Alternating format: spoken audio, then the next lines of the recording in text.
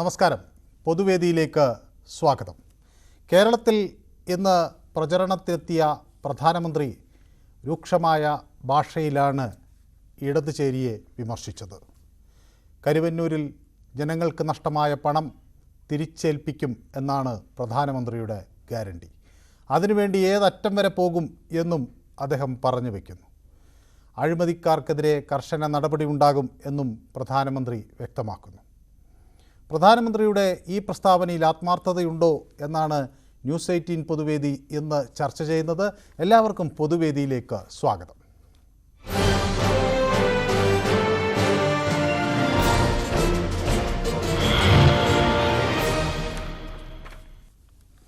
ആദ്യ കോളർ മഞ്ചേരിയിൽ നിന്ന് ശ്രീ മുഹമ്മദാണ്. ശ്രീ മുഹമ്മദ്, ഇന്ന് താരപ്രചാരകനായി പ്രധാനമന്ത്രി ഇന്ന് കേരളത്തിലെത്തി. രണ്ടിടങ്ങളിൽ അദ്ദേഹം ജനങ്ങളുമായി സംവദിച്ചു, അദ്ദേഹം പ്രസംഗിച്ചു. മുഖ്യമന്ത്രിയെ പ്രത്യേകിച്ച് ലക്ഷ്യമിട്ടുകൊണ്ട് തന്നെയാണ് മോദിയുടെ പ്രസംഗം ഉണ്ടായത്. ശ്രീ മുഹമ്മദിന് പ്രസംഗം കേൾക്കുന്നതിൽ നിന്ന് എന്ത് വ്യക്തമാകുന്നു? നമസ്കാരം സാറേ. നമസ്കാരം. ആ പ്രസംഗം മുഴുവൻ ഞാൻ കേട്ടു, എല്ലാ പ്രസംഗവും കേട്ടു. പിന്നെ വയനാട്ടത്തവും കേട്ടു, കൊടിയില്ലാത്ത പ്രസംഗം. ഇവിടെ കൊടിയൊക്കെ ഉണ്ട്, എന്നാൽ അതും കേട്ടു.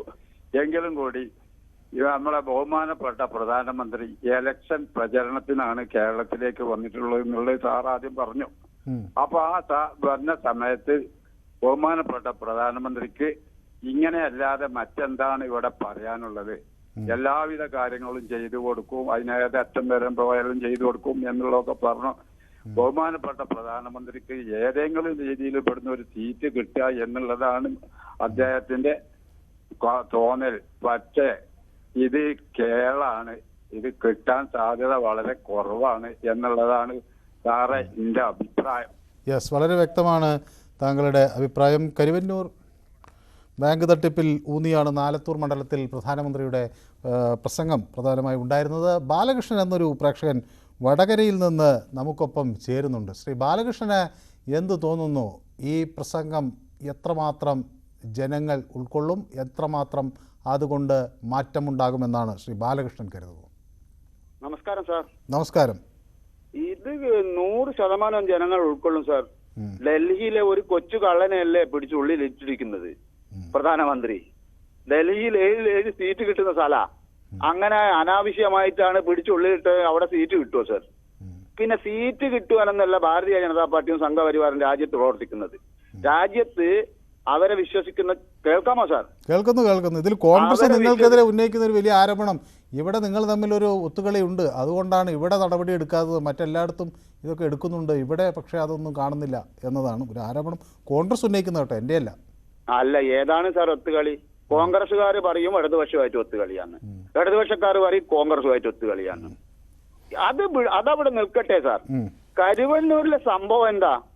കരുവന്നൂരിൽ നടന്നിട്ടില്ല എന്നാണോ പറയുന്നത്? അല്ല, നടന്നിട്ടില്ലെന്ന് ആരും പറയുന്നില്ല, എല്ലാവരും നടന്നു എന്ന് തന്നെയാണ് പറയുന്നത്. എന്നാൽ ഒരു കാര്യം സാർ ഉറപ്പിച്ചോ, ബഹുമാനപ്പെട്ട പ്രധാനമന്ത്രി അവർക്കെതിരെ നടപടി എടുക്കുമെന്ന് പറഞ്ഞാൽ ഗോതമ്പുണ്ട തിന്നണ്ടി തന്നെ വരും. അല്ല, ഞാൻ ചോദിക്കുന്നത് അത് നിങ്ങൾ ഈ തെരഞ്ഞെടുപ്പ് വരുമ്പോൾ ഉന്നയിക്കുന്നത് വലിയ നേതാക്കൾക്കെതിരെയാണ്. ഇപ്പൊ ഇവിടെ നമ്മുടെ സ്വർണ്ണക്കടത്ത് കേസിലെ അവിടെ ഉദ്യോഗസ്ഥരിൽ കൊണ്ട് കാര്യം അവസാനിച്ചു, അതുപോലെ അവസാനിക്കുമോ എന്നാണ് എന്റെ ചോദ്യം. ആര് പറഞ്ഞു സാർ സ്വർണ്ണക്കടത്ത് കേസ് അവസാനിച്ചു എന്ന്? സ്വർണ്ണക്കടത്ത് കേസ് 2-3 കൊല്ലല്ലേ ആയിട്ടുള്ളൂ സാർ. അതാണ് പറയുന്നത്, നമ്മുടെ ഭരണത്തിന്റെ സംവിധാനം ഉപയോഗിച്ച് ഒരിക്കലും കടന്നു കയറി ഒന്നും ഗവൺമെന്റ് ചെയ്യില്ല. അതിന്റെ പണിയെടുക്കും. അത് കൃത്യമായ തെളിവും രേഖയും കിട്ടിക്കഴിഞ്ഞാൽ അവരെ അറസ്റ്റ് ചെയ്യുകയും ചെയ്യും, ഗോതമ്പുണ്ട തീറ്റിക്കുകയും ചെയ്യും.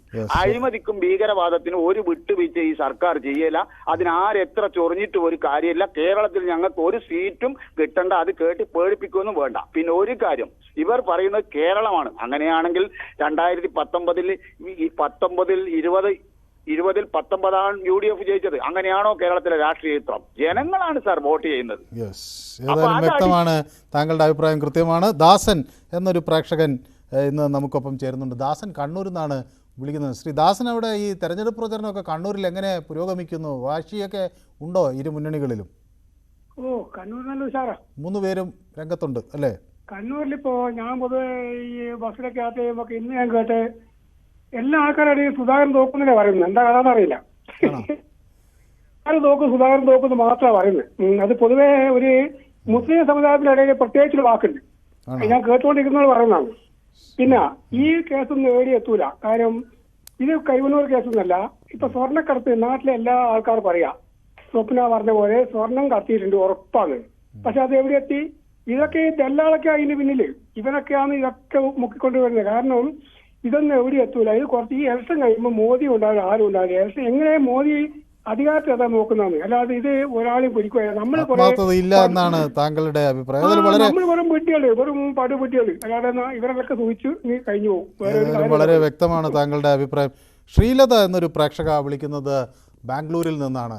ശ്രീമതി ശ്രീലത, ഇവിടുത്തെ ഈ തെരഞ്ഞെടുപ്പ് ചൂടൊക്കെ അറിയുന്നുണ്ടോ? ഭയങ്കര ചൂടായിട്ട് എരിഞ്ഞും പുകഞ്ഞും കൊണ്ടിരിക്കുകയല്ലേ.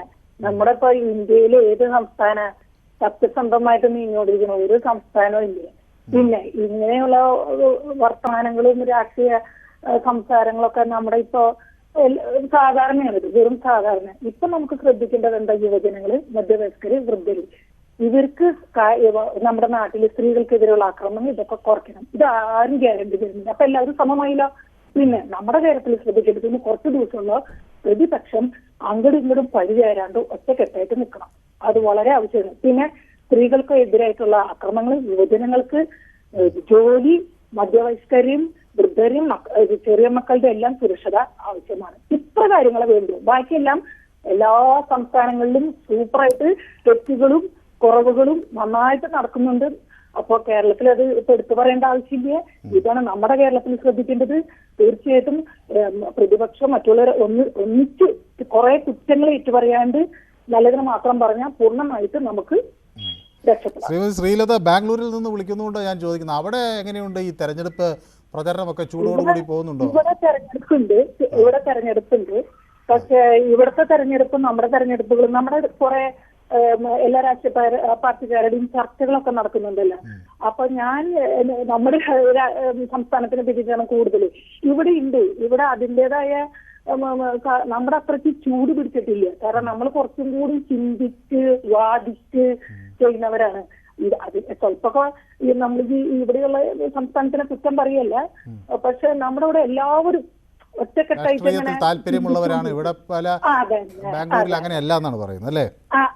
ഇവിടെ ഇത്തിരി അതിൻ്റെതായ ഏറ്റക്കുറച്ചിലുണ്ട്. ഓരോ സംസ്ഥാനത്തിന് നമ്മൾ കുറ്റം പറയുന്നില്ല, എല്ലാവരും നല്ലതായിട്ട് ഇരിക്കട്ടെ. പക്ഷെ ഈ സമയത്ത് പ്രതിപക്ഷം അങ്ങോട്ടും ഇങ്ങോട്ടും പരിചയമായിട്ട് കുറച്ച് നമ്മുടെ ജനങ്ങൾക്ക് വേണ്ടിയിട്ട് സൂപ്പറായിട്ട് നിന്നാൽ സൂപ്പറായിട്ട് ജയിക്കാം. യെസ്, ഏതായാലും വളരെ നന്ദി അവിടെ നിന്ന് വിളിക്കുക, അഭിപ്രായം പങ്കുവെക്കുകയും ചെയ്തതിന്. രവിചന്ദ്രൻ പിള്ള എന്നൊരു പ്രേക്ഷകൻ കൊല്ലത്ത് നിന്ന് വിളിക്കുന്നുണ്ട്. ശ്രീ രവിചന്ദ്രൻ പിള്ള, ഈ BJPയുടെ ശബ്ദം പാർലമെൻറ്റിൽ മുഴങ്ങും എന്നൊക്കെയാണ് പ്രധാനമന്ത്രി, കേരളത്തിലെ BJPയുടെ ശബ്ദം പാർലമെൻറ്റിൽ മുഴങ്ങും എന്നൊക്കെയാണ് പ്രധാനമന്ത്രി പറയുന്നത്. ശ്രീ രവീന്ദ്രൻ പിള്ള എത്രമാത്രം ഇത് ഉൾക്കൊള്ളുന്നു? നമസ്കാരം. നമസ്കാരം.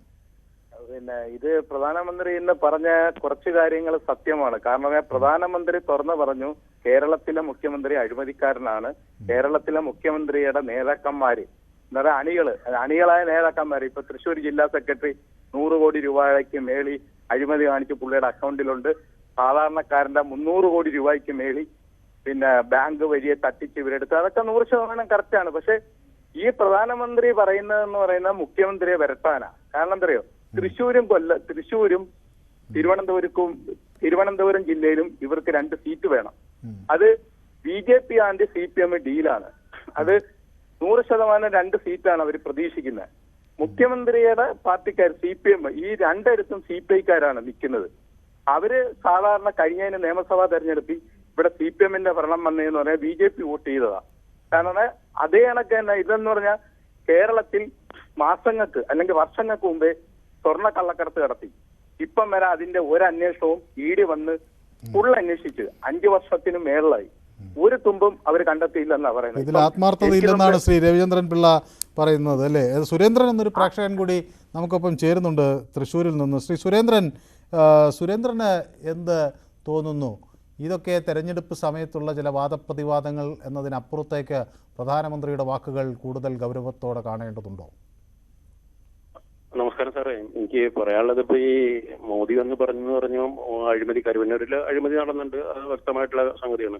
പക്ഷെ ഈ ED പിടിച്ചെടുത്ത തുകയുണ്ടല്ലോ, അത് ഇപ്പൊ തന്നെ മറ്റേ അതിന്റെ ഉപഭോക്താക്കൾക്ക് വിധിച്ചു കൊടുക്കാന്ന് പറഞ്ഞു. അതെങ്ങനെയാണെന്ന് എനിക്ക് മനസ്സിലാവില്ല. തെരഞ്ഞെടുപ്പ് സ്റ്റണ്ടാണെന്ന് എനിക്ക് തോന്നുന്നത്. കാരണം 54 പേര് ഇതിൽ പ്രതികളാണെന്ന് പറഞ്ഞിട്ടുണ്ട്. ഈ 54 പേരിൽ ഒരാൾ പ്രതികളല്ലെങ്കിൽ, ഒരാൾ പ്രതിയല്ല ആയി തീരുകയാണെങ്കിൽ, ഇതിന്റെ വിചാരണ കഴിഞ്ഞിട്ട് വരികയാണെങ്കിൽ ഇഡിയുടെ കയ്യിൽ നിന്ന് ഈ പൈസ ഈടാക്കാനായിട്ട് വല്ല നിയമമുണ്ടോ എന്ന് എനിക്കറിയില്ല. അപ്പൊ ഇത് ഇലക്ഷൻ സ്റ്റണ്ടാണെന്നാണ് എനിക്ക് തോന്നുന്നത്. പക്ഷെ കോടതിയിൽ അങ്ങനെ കൊണ്ടുപോയി ഒരു ഇത് കൊടുത്തിട്ടുണ്ട് എന്നാണ് ഞാൻ ഏറ്റവും ഒടുവിൽ കേട്ടത്. ഏതായാലും നോക്കാം നമുക്ക്. സാറേ, ഒരു പ്രതി ഇതിൽ 54 പ്രതികളും പ്രതികളായിട്ട് വിചാരണ കഴിഞ്ഞതിന് ശേഷം പ്രതികളാവുമ്പോഴല്ല അവരിൽ നിന്ന് പിടിച്ചെടുത്തുള്ള പണം ഈ ഇവർക്ക് കൊടുക്കാൻ പറ്റുള്ളൂ. അല്ലാതെ എങ്ങനെയാ ഈ പൈസ തിരിച്ചു കൊടുക്കാൻ പറ്റുമെന്ന് എനിക്ക് മനസ്സിലാവുന്നില്ല. ഇനിയിപ്പോ അങ്ങനെ ഉണ്ടോന്ന് എനിക്കറിയില്ല. കാരണം ഞാൻ വിചാരിക്കുന്നത് ഇത് ഇലക്ഷൻ സ്റ്റണ്ട് ആണെന്നാണ് ഈ പറഞ്ഞ് തിരിച്ചു കൊടുക്കാൻ പറ്റും എന്നൊക്കെ പറയുന്നത്. സ്റ്റണ്ടാണെന്നാണ് താങ്കളുടെ അഭിപ്രായം. ഏതായാലും വളരെ വ്യക്തമാണ്. സയ്യിദ് എന്നൊരു പ്രേക്ഷകൻ കൂടി ചേരുന്നു പത്തനംതിട്ടയിൽ നിന്ന്. ശ്രീ സയ്യിദ്, ഈ പത്തനംതിട്ടയിൽ തെരഞ്ഞെടുപ്പ് ചൂടായി രംഗത്ത് ഉണ്ടോ? എന്താണ് അവിടെ സംഭവിക്കുന്നത്? ചൂട് പിടിച്ചോ? നമസ്കാരം സാറേ. പ്രചരണമൊക്കെ അവിടെ കനക്കുന്നുണ്ടോ പത്തനംതിട്ടയിൽ? പത്തനംതിട്ടയിൽ പ്രചരണം നടക്കുന്നുണ്ട്. ഇവിടെ തോമസ് ഐസക് വൻ ഭൂരിപക്ഷത്തിൽ ജയിക്കും. അതുപോലെ കേരളത്തില് ഒരു 15-16 സീറ്റോളം ഇടതുപക്ഷ ജനാധിപത്യ മുന്നണി വിജയിക്കും. തികഞ്ഞ ആത്മവിശ്വാസത്തിലാണ് ശ്രീ സയ്യിദ് അല്ലേ? തീർച്ചയായിട്ടും. കാര്യം ഈ മോദി നമ്മുടെ പ്രധാനമന്ത്രി മോദിയുടെ വരവോടെ ആയപ്പോഴത്തേക്ക് LDFന്റെ സീറ്റിന്റെ എണ്ണം കൂടും. കാര്യം പഴകിത്ത് കഴിഞ്ഞ കുറെ വർത്താനങ്ങളും പറഞ്ഞു ഓരോ ഇലക്ഷൻ സമയത്തും വന്ന് അതായത് സ്വർണ്ണക്കടത്ത്, ഇപ്പം പുതിയ മോളുടെ പേരിലൊരു ആരോപണം, ഇതൊക്കെ ജനങ്ങൾ കണ്ടുകൊണ്ടിരിക്കുകയല്ലേ സാറേ. കേരളമാണിത്. ഇത് മോദിയുടെ വടക്കേ ഇന്ത്യ അല്ല. കേരളം വ്യത്യസ്തമാണ്. രാഷ്ട്രീയത്തിലും വിദ്യാഭ്യാസത്തിലും തിരിച്ചറിവിലും എല്ലാം കേരളം വ്യത്യസ്തമാണ്. പരിപ്പ് കല്ലം പരിപ്പാണ്. അത് കേരളത്തിൽ വേവില്ല എന്ന് ബഹുമാനപ്പെട്ട പ്രധാനമന്ത്രി മനസ്സിലാക്കിയാൽ കൊള്ളാം. യെസ്, വ്യക്തമാണ്. ജയകുമാർ എന്നൊരു പ്രേക്ഷകൻ തിരുവനന്തപുരത്ത് നിന്ന് വിളിക്കുന്നുണ്ട്. ശ്രീ ജയകുമാറിന് എന്ത് തോന്നുന്നു? ഈ തെരഞ്ഞെടുപ്പ് സ്റ്റാൻഡാണ്. യെസ്, നമസ്കാരം. ഈ മോദി ഗ്യാരണ്ടി മോദിക്ക് പോലും ഇല്ല. പിന്നെ ജനങ്ങളായിട്ട് എങ്ങനെ പറഞ്ഞ് വോട്ട് പിടിക്കാനാണ്? ഈ 6-7 പ്രാവശ്യം ഇപ്പോഴും കേരളത്തിൽ വന്നു. ഈ വന്നപ്പോഴെല്ലാം സ്വർണ്ണക്കള്ളക്കടത്തും ഈ കരവന്നൂരുമാണ് അദ്ദേഹം പറഞ്ഞുകൊണ്ടിരുന്നത്. ഈ തെരഞ്ഞെടുപ്പ് ചട്ടം നിലനിൽക്കുമ്പോ എങ്ങനെയാണ് കരവന്നൂരിലെ ജനങ്ങൾക്ക് പൈസ കൊടുക്കുമെന്ന് പറഞ്ഞതെന്ന് എനിക്ക് അറിഞ്ഞൂടാ. അങ്ങനെ പറയാമോ ഇല്ലെന്നും അറിയില്ല. ഇനി ഈ പിണറായി വിജയനെ പേടിപ്പിച്ച് 2 സീറ്റ് നേടാമെന്നുള്ളത് മാത്രമേ അവരുടെ അജണ്ടയിലുള്ളൂ. കാരണം അല്ലാതെ ഒരു സീറ്റും കിട്ടൂല. ഇദ്ദേഹത്തിന് കൂട്ടുപിടിച്ചാൽ ചിലപ്പോൾ 2 സീറ്റ് കിട്ടുമെന്നുള്ള ധാരണ ഇദ്ദേഹത്തിന് തോന്നി. അതാണ് ഈ സ്ഥിരം വന്നിടത്ത് ഈ പേടിപ്പിച്ചുകൊണ്ടിരിക്കുന്നത്. ഇത് മോഡി ഇത് പിണറായി വിജയനെ പേടിപ്പിച്ചല്ലാതെയാണെങ്കിൽ മോഡി തൃശ്ശൂർ വന്ന് വീട് വാടകയ്ക്കെടുത്ത് കിടന്ന് പ്രവർത്തിച്ചാൽ പോലും സുരേഷ് ഗോപി ജയിക്കാൻ പോണില്ല. സുരേഷ് ഗോപി എന്നല്ല ഒരു BJP കാരനും കേരളത്തിൽ ജയിക്കാൻ പോകില്ല. അങ്ങനെയാണെങ്കിൽ ഞങ്ങൾ പാർട്ടി തലവുത്തരം ചെയ്യും. ആ കണ്ടീഷൻ പറയുകയാണെങ്കിൽ ഇടതുപക്ഷം അങ്ങോട്ട് ചെയ്യുകയാണെങ്കിൽ മറ്റുള്ള കക്ഷികൾ തിരിച്ച് പാർട്ടി എങ്ങനെയെങ്കിലും തള്ളിയിടാൻ നോക്കും. യെസ്, വ്യക്തമാണ് താങ്കളുടെ പ്രതികരണം. രാജൻ എന്നൊരു പ്രേക്ഷകൻ നമുക്കൊപ്പം ചേരുന്നു കൊല്ലത്ത് നിന്ന്. ശ്രീ രാജൻ, ഈ കൊല്ലത്തെ തെരഞ്ഞെടുപ്പ് പ്രചാരണം ചൂട് പിടിച്ച് മുന്നേറുന്നു എന്നാണോ മനസ്സിലാക്കേണ്ടത്? സാറേ, എനിക്ക് ഈ അഴിമതിയെ കുറിച്ചാണ് പറയാനുള്ളത്. കാരണം വെച്ചാൽ കരുവന്നൂർ ബാങ്കിലെ അഴിമതി എന്ന് പറഞ്ഞാൽ 15 കോടിയായി ഇനി ബാക്കി നിൽക്കുന്നത്. അതേസമയത്ത് 1700 കോടിയുമായിട്ട് പൂനെ സഹകരണ ബാങ്ക് പൊട്ടിച്ച് ഒരു നല്ലൊരു വ്യക്തി അജിത് പവാർ എന്ന് പറഞ്ഞ ഒരാൾ ഇപ്പൊ BJP-യിലാണ്. ഒരു ED-യും ഇല്ല, PD-യും ഇല്ല, CBI-യും ഇല്ല. അതുപോലെ തന്നെ പ്രഫുൽ പട്ടേൽ എന്ന് പറഞ്ഞ ആള് അഭ്യുദയ ബാങ്ക് പൊട്ടിച്ചോണ്ട് പോയി. അതുപോലെ നമ്മുടെ പിന്നെ സുരേന്ദ്രൻ, നമ്മുടെ BJP-യുടെ നേതാവ്, പുള്ളിയുടെ കോടകര പിന്നെ കള്ളപ്പണം, ഇതെല്ലാം തെളിവോടുകൂടി കയ്യിൽ നിൽപ്പുണ്ട്. എന്നിട്ട് ഒരു ഇതുമില്ല. മോദി ഭരണം എന്ന് അവസാനിച്ച് വേറൊരു പാർട്ടി ചേർന്നു. അന്നറിയാം ഇവരുടെയൊക്കെ അഴിമതി. ശരിക്കും ജയിലിൽ കിടക്കുന്നത് ആരാണെന്നുള്ള അന്നറിയാം. ഇപ്പം വരുന്നുണ്ടെങ്കിൽ പറയും പിണറായി വിജയൻ അങ്ങനെ ചെയ്തു, മോൾ അങ്ങനെ ചെയ്തു, ഇങ്ങനെ ചെയ്തു, ചെമ്പി കൊണ്ടുപോയി, ബിരിയാണി കൊണ്ടുപോയി, കുരുവിന്റെ അകത്ത് സ്വർണ്ണം കൊണ്ടുപോയി. ഒരു തെളിവ് ഇന്ന് വരെ ആർക്കും കാണിക്കാൻ പറ്റിയിട്ടില്ല. അതേസമയത്ത് റഫാൽ വിമാനം വാങ്ങിച്ചു. എത്രയായിരുന്നു ചൈന വാങ്ങിച്ചത്? 510 കോടിക്കാണ്. നമ്മുടെ ഇന്ത്യക്കാരൻ ഈ മാന്യൻ വാങ്ങിച്ചേക്കുന്ന 1600 കോടിക്കാണ്. ഒരു വിമാനത്തിൽ 1000 കോടിയാണ് വെട്ടിച്ചത്. 38 വിമാനം വാങ്ങിച്ചു 38,000 കോടി രൂപ വെട്ടിച്ചു.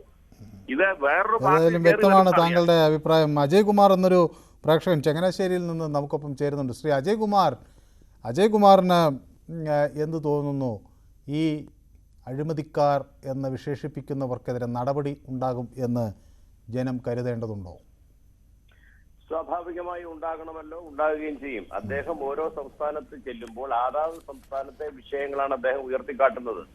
അപ്പോൾ ഇവിടെ നമ്മുടെ കേരളത്തിൽ ഉണ്ടായിരിക്കുന്ന അഴിമതി വിഷയം എന്ന് പറയുന്ന ഈ ബാങ്കുകളുമായിട്ട് ബന്ധപ്പെട്ടതും സ്വർണ്ണക്കടത്തും ഇതൊക്കെയാണ്. അത് അദ്ദേഹം വരുന്ന സമയത്തല്ല ഈ അഴിമതി ഈ കേരളത്തിന്റെ കാര്യം പറയുമ്പോൾ ഈ നടന്നിട്ടുള്ള കാര്യങ്ങൾ അദ്ദേഹം ഉയർത്തിക്കാട്ടുന്നുണ്ട്. അതിനെന്താണ് തെറ്റ്? കാരണം അതിന്റെ അന്വേഷണം നടന്നുകൊണ്ടിരിക്കുകയാണ്. അത് സ്വാഭാവികമായിട്ടും അത് പ്രതിപാദിച്ചു പോകും. പിന്നെ അതിന്റെ പേരിലല്ല വോട്ട്. ഇവിടെ വരുമ്പോൾ കാര്യങ്ങൾ പറയുന്ന കൂട്ടത്തിൽ കേരളത്തിലെ കാര്യങ്ങൾ പരാമർശിക്കുന്നേ ഉള്ളൂ.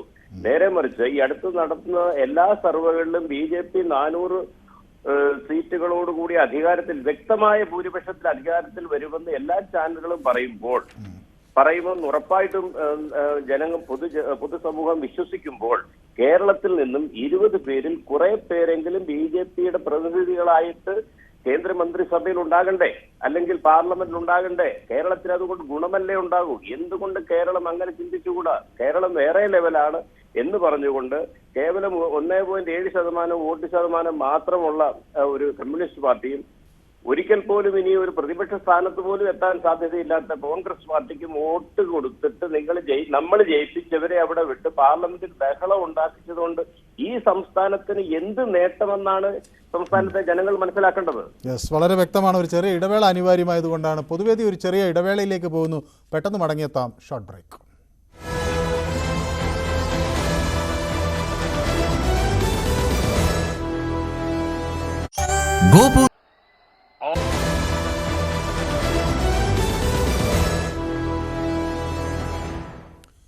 ഒരു പ്രേക്ഷകൻ ഇപ്പോൾ തൃശ്ശൂരിൽ നിന്നാണ് നമുക്കൊപ്പം ചേരുന്നത്.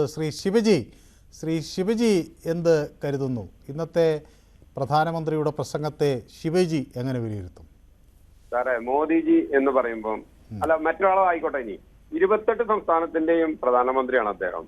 അപ്പൊ അദ്ദേഹം ഓരോ സംസ്ഥാനങ്ങളിൽ ചെല്ലുമ്പോൾ അവിടുത്തെ നേതാക്കന്മാർ അവിടുത്തെ പ്രാദേശിക വിഷയങ്ങൾ അദ്ദേഹത്തെ ധരിപ്പിച്ചിട്ടുണ്ടാവുമല്ലോ. ഏത് പ്രധാനമന്ത്രിയാണെങ്കിലും ധരിപ്പിച്ചിട്ടുണ്ടാവുമല്ലോ. അതിനോടനുബന്ധിച്ചുള്ള കാര്യങ്ങളായിരിക്കുമല്ലോ സ്വാഭാവികമായിട്ട് സംസാരിക്കുന്നത്. അപ്പൊ മോദിജി വന്ന് പുളുവടിക്കുന്നു എന്ന് പറയുന്നതിൽ ഒരു അർത്ഥമില്ല. ഒരു പ്രധാനമന്ത്രിയെ സംബന്ധിച്ചോളം അങ്ങനെയല്ലേ പറയാൻ പറ്റുള്ളൂ. അദ്ദേഹം ആ പ്രാദേശിക വിഷയങ്ങൾ എടുത്തു പറയുന്നു, പിന്നെ മൊത്തത്തിൽ നമുക്ക് നടത്താൻ പറ്റിയ കാര്യങ്ങളും പറയുന്നു, അതായത് വികസന പ്രവർത്തനങ്ങളും.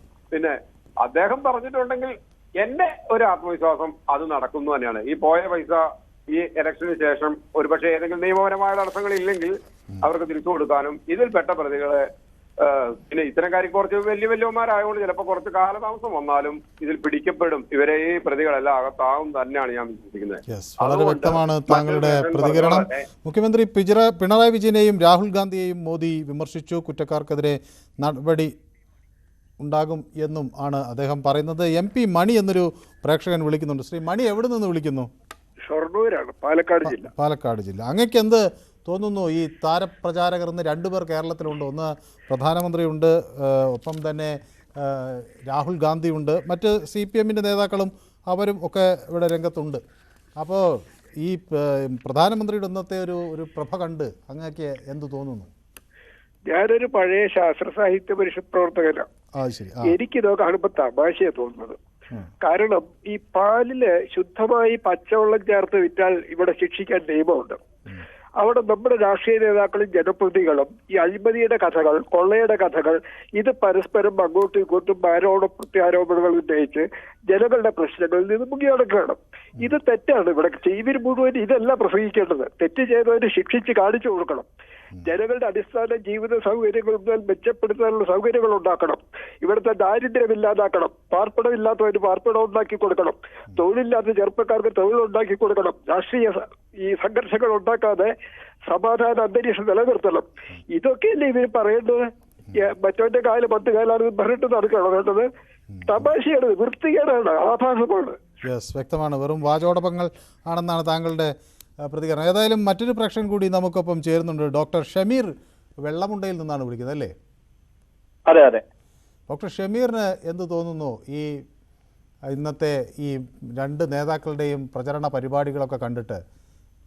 വയനാട് വെള്ളമുണ്ടയിൽ നിന്നാണ് ഞാൻ വിളിക്കുന്നത്. എനിക്ക് പറയാനുള്ളത്, മോദി ഇവിടെ ഒരുപാട് ഗ്യാരണ്ടികളൊക്കെ പറയാൻ തുടങ്ങിയിട്ടുണ്ട്. അപ്പോ ആ ഗ്യാരണ്ടികളൊക്കെ പറയുന്നതിന് മുമ്പ് സ്വന്തം ഒരു മുറം വെച്ചിട്ട് ആരാന്റെ അരമുറം പറയാന്നുള്ളൊരു പ്രയോഗമുണ്ട്. അതുപോലെയാണ് മോദിജി ഇപ്പം ചെയ്തുകൊണ്ടിരിക്കുന്നത്. കാരണം പെഗസസ് അഴിമതി പോലെയുള്ള, അതുപോലെ അദാനിയുടെ അഴിമതി പോലെയുള്ള ഒരുപാട് കാര്യങ്ങൾ അവർ പല രീതിയിലും മിഷണറീസ് വെച്ചിട്ട് മറച്ചു വെക്കുന്ന സമയത്താണ് തലക്കടി പോലെ നമ്മുടെ ഇലക്ട്രൽ ബോണ്ട് അഴിമതിയുടെ ഭാഗമായിട്ടുള്ള കാര്യങ്ങളൊക്കെ SBI പുറത്തുവിടേണ്ടി വന്നത്. അതും സുപ്രീം കോടതിയുടെ കൃത്യമായിട്ടുള്ള നിർദ്ദേശപ്രകാരം അവർ പലതവണ മറച്ചുവെക്കാൻ ശ്രമിച്ചെങ്കിലും അവസാനം ഇലക്ട്രൽ ബോണ്ടിന്റെ ഭാഗമായിട്ടുള്ള കാര്യങ്ങൾ മുഴുവനും പുറത്തേക്ക് വരികയും ഇവിടെയുള്ള ദേശീയ മാധ്യമങ്ങൾ അടക്കമുള്ള പല മാധ്യമങ്ങളും അതിനെ പരമാവധി മറച്ചുവെക്കാൻ ശ്രമിച്ചെങ്കിലും എന്താ പറയാ, ജനാധിപത്യം സംരക്ഷിക്കാൻ ചില അവതാരങ്ങളൊക്കെ വരും എന്ന് പറഞ്ഞിട്ടില്ലേ, അതുപോലെ ധ്രുവ് റാട്ടിയെ പോലെയുള്ള യൂട്യൂബേഴ്സ് ഇതിന്റെ മുഴുവൻ കാര്യങ്ങളും ഓരോ എപ്പിസോഡുകളായിട്ട് പുറത്തു വിട്ടുകൊണ്ടിരിക്കുകയാണ്. ശ്രീ ഷമീർ, അപ്പൊ ഇന്ന് അവിടെ ഈ രാഹുൽ ഗാന്ധിയുടെ പ്രചരണമൊക്കെ എങ്ങനെ പോകുന്നു എന്നാണ് താങ്കൾ മനസ്സിലാക്കുന്നത്? ഞാൻ വയനാടുള്ളത് രാഹുൽ ഗാന്ധി ഇന്ന് വെള്ളമുണ്ടയിൽ വന്നിട്ട് പോയതേ ഉള്ളൂ. അദ്ദേഹം കൃത്യമായ രാഷ്ട്രീയമാണ് ഇവിടെ സംസാരിച്ചു കൊണ്ടിരിക്കുന്നത്. അദ്ദേഹം മോഡിയുടെ ഏകാധിപത്യപരമായിട്ടുള്ള ഒരു ഭാഷ, ഒരു രാജ്യം, ഒരു തെരഞ്ഞെടുപ്പ്, ഒരു സംസ്കാരം, ഒരു മതം എന്നുള്ള രീതിയിലുള്ള എല്ലാവിധ ഫാസിസ്റ്റ് മൂവ്മെന്റിനെതിരെയും കൃത്യമായിട്ടുള്ള അദ്ദേഹത്തിന്റെ രാഷ്ട്രീയം ഇവിടെ അദ്ദേഹം വെള്ളമുണ്ടയിലായിരുന്നു. ഇന്ന് കുറച്ചു സമയം മുമ്പ് വെള്ളമുണ്ടയിൽ പര്യടനം നടത്തി. അദ്ദേഹത്തിന്റെ രാഷ്ട്രീയം കൃത്യമായിട്ട് പറഞ്ഞിട്ടുണ്ട്. കാരണം ശക്തമായ ഒരു പ്രതിപക്ഷം ഇവിടെ ഉണ്ടായിട്ടില്ല എങ്കിൽ ഇലക്ടഡ് ഓട്ടോക്രസിയാണ് ഓൾറെഡി. അതുപോലെ തന്നെ തെരഞ്ഞെടുക്കപ്പെട്ടിട്ടുള്ള ഒരു ഓട്ടോക്രസി ആയിരിക്കും അടുത്ത പ്രാവശ്യം ഇവിടെ നിലവിൽ വരാൻ പോവുക. അതിനുശേഷം 2029 ഒരു തെരഞ്ഞെടുപ്പ് ഉണ്ടാവുമോ, നമ്മുടെ ഭരണഘടന തന്നെ ബാക്കിയുണ്ടാവുമോ എന്നുള്ളതിൽ വളരെയധികം ആശങ്കയുണ്ട് ജനങ്ങൾക്ക്. അതുകൊണ്ട് ഈ പ്രാവശ്യം ജനങ്ങൾ വളരെയധികം ബുദ്ധിപരമായിട്ട് അവരുടെ സമ്മതിദാനാവകാശം ഉപയോഗിച്ചുകൊണ്ട് ഇവിടെയുള്ള ജനാധിപത്യ വിരുദ്ധമായിട്ടുള്ള കൊണ്ടാണ് ഞാൻ ഇടപെടുന്നത്. വ്യക്തമാണ് താങ്കൾ പറഞ്ഞത്. ഒരു 2 പ്രേക്ഷകർ കൂടി എനിക്കുണ്ട്, പെട്ടെന്ന് തീർക്കണം. ജിതിൻ പാലക്കാട് നിന്ന് വിളിക്കുന്നു. ജിതിൻ, വളരെ ചുരുങ്ങിയ വാക്കുകളിൽ, നമുക്ക് സമയം കുറെ അവസാനിക്കാറായി. അതായത് ഇന്നിപ്പോ നരേന്ദ്രമോദി വന്ന് പ്രസംഗിച്ച കാര്യങ്ങളെല്ലാം വസ്തുതാപരമായി ശരിയാണല്ലോ. നോക്കൂ, ഇപ്പൊ ഏറ്റവും അവസാനം നമ്മളിപ്പോ സഹകരണ മേഖലയെ നമ്മൾ ഏറ്റവും നല്ലൊരു പൊതുജനങ്ങൾക്ക് ഏറ്റവും ഗുണം കിട്ടുന്ന മേഖലയാണ് സഹകരണ മേഖല. അതില്ല എന്ന് ആരും പറയുന്നില്ല. ആരും സഹകരണ മേഖല തകരണമെന്ന് ആഗ്രഹിക്കുന്നില്ല. പക്ഷെ നോക്കൂ, പൊതുജനങ്ങളുടെ പൈസ എടുത്ത് നേതാക്കന്മാരും പാർട്ടിക്കാരും അതെടുത്ത് പുട്ടടിക്കുമ്പോ അത് മൗനമായി ഇരുന്നുകൊണ്ട് BJP അതിനെ പറഞ്ഞാൽ BJPക്ക് അനുകൂലമാകുമോ എന്ന് ഭയക്കരുത്.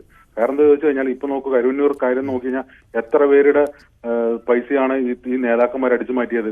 ഇപ്പോ ED അന്വേഷണം വരുമ്പോൾ അത് ഞങ്ങൾ CPM-നെ വേട്ടയാടുകയാണെന്നും അല്ല അത് BJPയുടെ ഫാസിസമാണെന്നും ED ഉപയോഗിച്ച് രാഷ്ട്രീയം കളിക്കുകയെന്നൊക്കെ പറയുമ്പോൾ ഈ പൈസ നഷ്ടപ്പെട്ടവർക്ക് അത് മനസ്സിലാവില്ല. അവർക്ക് അവരെ ബോധ്യപ്പെടുത്താൻ ഈ കപട രാഷ്ട്രീയ ഈ പൊടിക്കൈകളൊന്നും ചെലവാവില്ല. സമയം അതിക്രമിക്കുന്നതുകൊണ്ടാണ് ഇത് പരിപാടി അവസാനിക്കാറായി. അവസാനമായി ഒരു പ്രേക്ഷകൻ കൂടി നമുക്കൊപ്പം ചേരുന്നുണ്ട്. ദീപുവിന് പരാതി ഉള്ളത് കൊണ്ടാണ് പലപ്പോഴും കോൾ കിട്ടാറില്ല എന്നതുകൊണ്ടാണ് ഞാൻ ദീപുവിനെ കൂടി ഉൾക്കൊള്ളിക്കുന്നത്. നമ്മുടെ സമയം അവസാനിച്ചു. വളരെ ചുരുങ്ങിയ വാക്കുകളിൽ ദീപു ഇന്നത്തെ പ്രധാനമന്ത്രിയുടെ പ്രസംഗത്തെ എങ്ങനെ കാണുന്നു? സ്വന്തം ഭരണത്തിന്റെ കഴിവില്ലായ്മയും കേൾപ്പില്ലായ്മയും കൊണ്ടിട്ടാണ് അദ്ദേഹത്തിന് ഇവിടെ വന്ന് ഈ വർത്തമാനം പറയേണ്ടി വന്നത്. കേരളത്തിന് അവാർഡുകൾ മുഴുവൻ കൊടുത്തത് ആരാ? ഈ മോദിയുടെ നേതൃത്വത്തിലുള്ള ആൾക്കാരല്ലേ അവാർഡ് കൊടുത്തത്. എന്നിട്ട് കേരളത്തിനെ പണ്ട് ഇവിടെ പറഞ്ഞത് ഏതായിരുന്നു? സോമാലിയ എന്നായിരുന്നു. ഇവിടെ വന്നിട്ട് ഉഗാണ്ട ഏതായിരുന്നു? ഇപ്പൊ ഇവിടെ വന്നിട്ട് സ്വന്തം തുണിയില്ലാതെ നിൽക്കുകയാണ് മോഡി. അവസാനം കരിവന്നൂരിൽ 25 കോടി എന്നെങ്ങാണ്ടാണ് അദ്ദേഹം പറഞ്ഞായിട്ട് നിങ്ങളുടെ വാർത്തയെ കേൾക്കുന്നത്. 500 കോടി 1000 കോടി എന്നൊക്കെയാണ് കേട്ടത്. ഈ ചെങ്ങന്നൂർ കിഴക്കേനട സഹകരണ ബാങ്ക് ഉണ്ട്, ചെങ്ങന്നൂര്, കാസർഗോഡ് മുഗു സഹകരണ ബാങ്ക്, ഇങ്ങനെ തുടങ്ങി എണ്ണയിൽ തീരാത്തത്ര BJP ഭരിക്കുന്ന ബാങ്കുകൾ മുഴുവൻ അഴിമതി നടത്തിയിരിക്കുക. കർണാടകത്തില് പിന്നെ അവിടുത്തെ സർക്കാർ BJPയുടെ സഹകരണ സംഘ അഴിമതിയിൽ അന്വേഷണത്തിന് ഉത്തരവിട്ടിരിക്കുക. ഇതൊക്കെ നടത്തി തുണിയില്ലാതെ വന്ന് നിൽക്കുന്ന ഈ ബോണ്ടിജി ഇലക്ട്രൽ ബോണ്ട് വാങ്ങി ഇത്രയും നാട്ടുകാരെ പറ്റിച്ച് എല്ലാം നടത്തിയിട്ടുള്ള ബോണ്ടിജി ഇവിടെ വന്ന് പറയാം രാജ്യത്തിന്റെ പട്ടിണിയിൽ എവിടെയാണ് നിൽക്കുന്നത്? ഈ പട്ടിണിയിൽ എവിടെയാണ് നിൽക്കുന്നത്? ഈ ബംഗ്ലാദേശിനേക്കാളും പാകിസ്ഥാനേക്കാളും ബാക്കിയുള്ള നമ്മുടെ സമീപ രാജ്യങ്ങളെക്കാളും താഴെയാണ് ഇന്ത്യ നിൽക്കുന്നത്. ഏതെല്ലാം പട്ടികയിൽ അവസാനം ഇവര് പറയുന്നത് എന്താണ്? നമ്മുടെ സമയം അതിക്രമിച്ചു എന്നുള്ളത് കൊണ്ടാണ് വളരെ നന്ദി വിളിക്കുകയും അഭിപ്രായം പങ്കുവെക്കുകയും ചെയ്തതിന്. ഈ വിഷയം ഞങ്ങൾ യൂട്യൂബിലും പ്രേക്ഷകർക്ക് മുന്നിൽ ചർച്ചയ്ക്ക് വെച്ചിരുന്നു. പ്രധാനമന്ത്രിയുടെ കരുവന്നൂരിനെ സംബന്ധിച്ചുള്ള ഗ്യാരണ്ടിയിൽ ആത്മാർത്ഥതയുണ്ടോ എന്നായിരുന്നു ചോദ്യം. ആ ചോദ്യത്തിൽ 58% ആളുകളും അത് ആത്മാർത്ഥമാണ് എന്ന നിലപാട് സ്വീകരിച്ചിരിക്കുന്നു. അതേസമയം 8% ആളുകൾ വ്യത്യസ്തമായ 48% ആളുകൾ വ്യത്യസ്തമായ നിലപാടാണ് സ്വീകരിച്ചിരിക്കുന്നത്. ഇന്നത്തെ പൊതുവേദി ഇവിടെ സമാപിക്കുന്നു. നാളെ മറ്റൊരു വിഷയവുമായി വീണ്ടും കാണാം. നന്ദി.